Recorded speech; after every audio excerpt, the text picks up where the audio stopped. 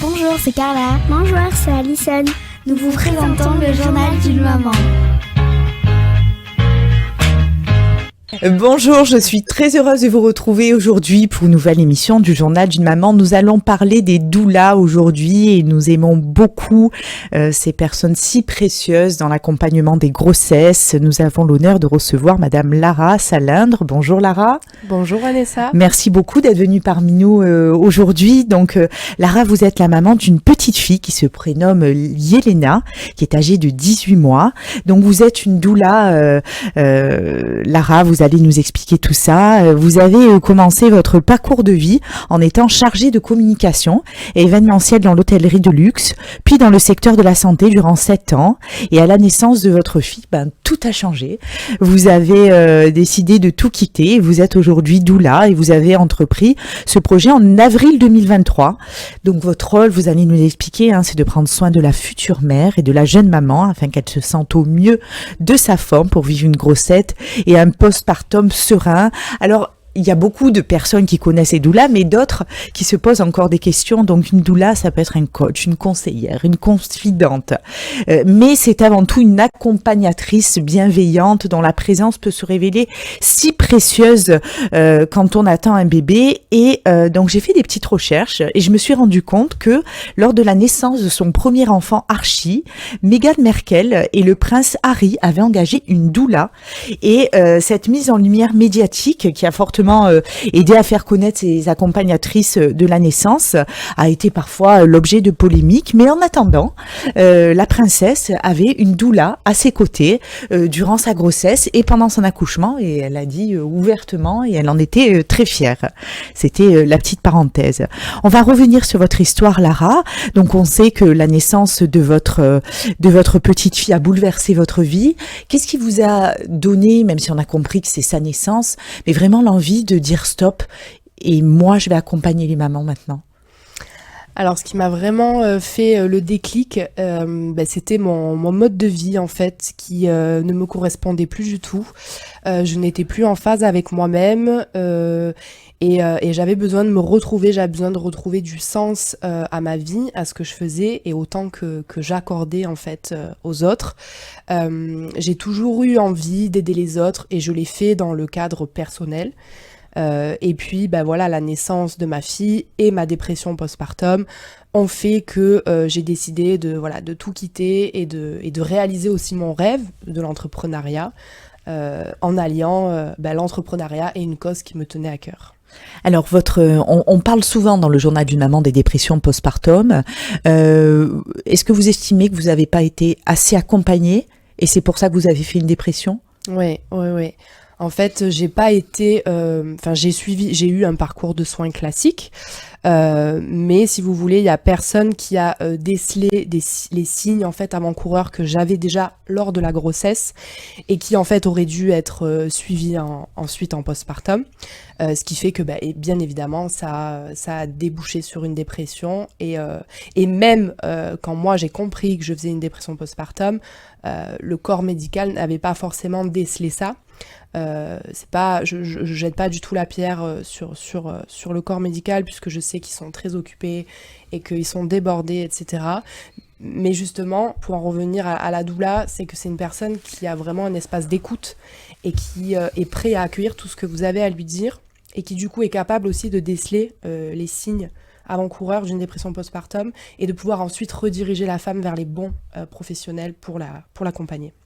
Comment vous vous en êtes sortie de cette dépression? Par mes propres moyens, on va dire. J'ai fait beaucoup de médecine alternative, donc je suis passée par du yoga, par de la sophrologie, par du reiki, par de l'acupuncture. Enfin, vraiment, j'avais besoin de tester ce type de médecine plutôt que d'aller tout de suite vers la solution médicamenteuse, puisque de toute façon, elle ne m'avait pas été proposée vu qu'elle n'avait pas été décelée par le corps médical. Et c'est vraiment ce qui m'a aidée. Et puis aussi, mon entourage. Donc, vous avez décidé de créer donc cet accompagnement émotionnel, physique et logistique prénatal et postnatal. Vous réalisez également des soins signature Rebozo. Vous allez nous expliquer tout ça. Comment se présente cet accompagnement? Est-ce que vous vous déplacez chez les personnes? Est-ce que vous avez un cabinet pour les recevoir? Oui, alors tout est possible. Je me déplace en effet donc chez les personnes pour les accompagnements complets, on va dire prénatal, postnatal. Et ensuite, j'offre aussi la possibilité aux personnes de venir dans le cabinet que j'occupe, qui est donc au centre-ville d'Aix-en-Provence. C'est le cabinet Soulève Sizinamara, où en fait je pratique mon soin signature Rebozo, et où en fait si les femmes ont besoin également de se déplacer pour un soutien émotionnel, elles peuvent le faire, puisque il y a des personnes qui ne peuvent pas se déplacer ou qui n'ont pas envie, qui n'ont pas le courage, la force. Par contre, il y a des personnes qui ont justement à l'inverse besoin de sortir de chez elles et de voir du monde et de retrouver un lien social. Donc en fait, dans mon accompagnement, elles ont le choix, et je propose aussi de la visio. Oui, ça c'est bien pour les personnes qui peuvent pas se déplacer aussi. Donc vous dites que être une maman heureuse, c'est le plus beau cadeau que l'on puisse offrir à son enfant. Comment on devient heureuse quand on est enceinte et quand on accouche?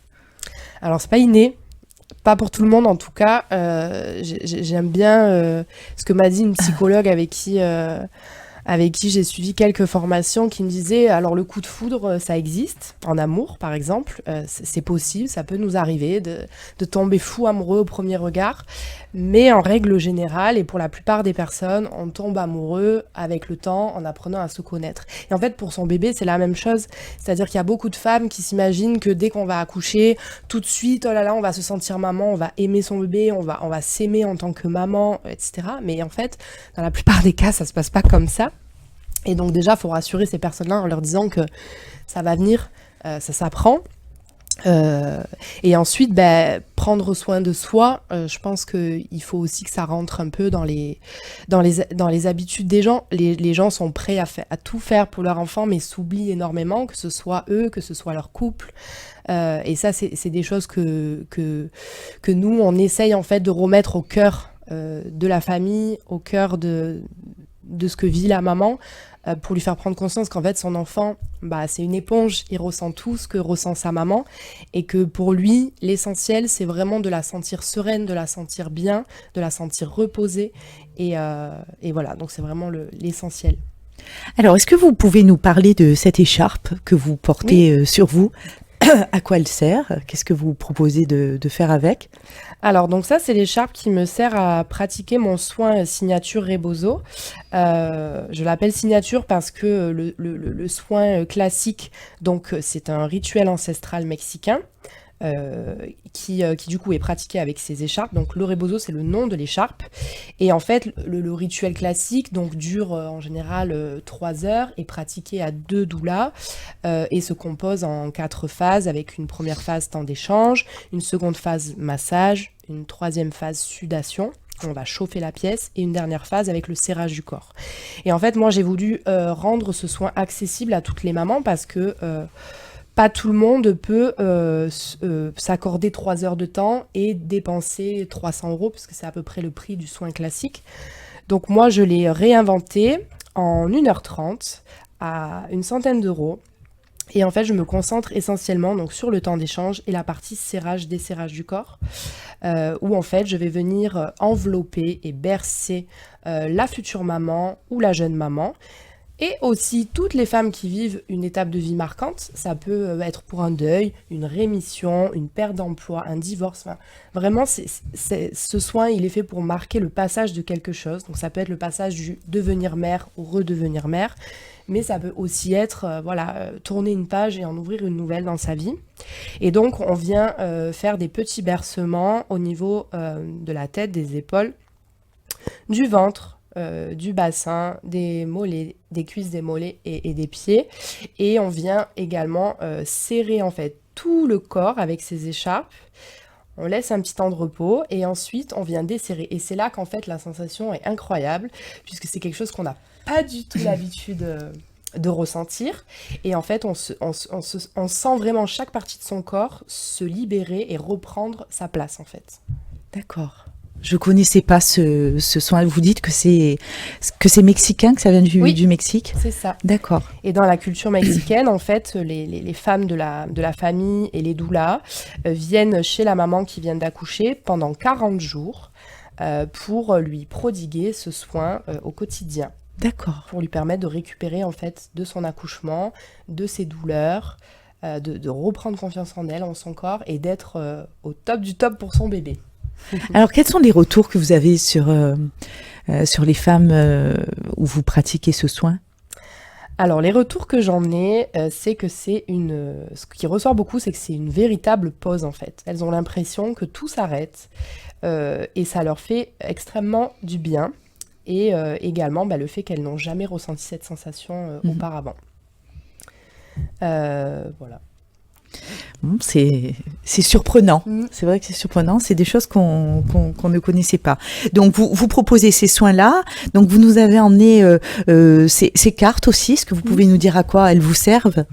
Alors ça, c'est des cartes de photolangage sur les émotions. Et en fait, c'est vrai que c'est parfois pas évident de livrer ses émotions, surtout dans ces périodes-là où parfois on peut ressentir des sentiments un peu culpabilisants. Donc en fait, les images, ça permet aussi d'ouvrir le dialogue sans forcément poser de mots. Donc je vais demander à la personne, à la femme qui est en face de moi, de choisir une ou deux images qui représentent son état d'esprit du moment. Et ensuite d'expliquer qu'est-ce que veut dire cette carte pour elle et ce qu'elle lui évoque. Et en fait, ça va être beaucoup plus facile par la suite pour moi de savoir vraiment ce sur quoi je dois creuser avec elle.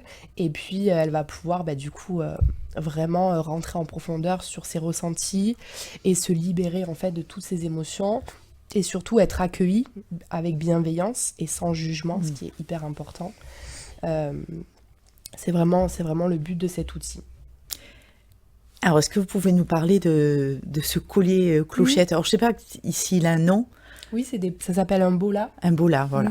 Donc, on voit beaucoup de femmes enceintes avec ce bola sur le ventre. Alors, je pense que l'enfant entend le son très fin, c'est ça? Oui, c'est ça. En fait, l'enfant entend donc le son du bola. Et donc pareil, il y a un petit rituel autour des lunes, etc. Et en fait, donc ce qui est sympa, c'est que donc pareil, j'adapte vraiment mon soin et quand la femme est enceinte, je lui propose un petit temps de 5-10 minutes pour rentrer en fait en connexion avec son bébé. Et donc on fait ça grâce au petit bola où je lui montre quelques petits mouvements à faire. Ensuite, je la laisse vraiment avec son bébé. Et on fait ce petit exercice entre elle et son bébé avec de la visualisation. C'est assez émouvant comme moment. Donc après, le garde en permanence. Et après, ça, bien sûr, ça, elle peut... donc ça, c'est mon outil de travail. Mais ensuite, elle peut en acheter un et le garder sur elle. Et à la naissance de l'enfant, il existe ce qu'on appelle des doudous de bola. Et en fait, on peut mettre ce petit bola dans un doudou et le son continue de retentir. Et le bébé a ce petit doudou avec lui. D'accord. Alors, dernière chose, vous allez me parler de votre bâton. Oui. Alors, je ne sais pas si ça s'appelle un bâton. Oui, un bâton de serrage. Un bâton de serrage. Oui. Est-ce que vous pouvez nous expliquer comment vous vous en servez et quelles sont les pratiques? Oui. Alors, du coup, ça nous raccroche au soin Rebozo, qui est essentiellement connu à la base pour du soin en postpartum et pour le resserrage du bassin. Mais en fait, il n'existe pas que ça avec le Rebozo, mais c'est vrai que c'est très populaire en ce moment, le resserrage du bassin.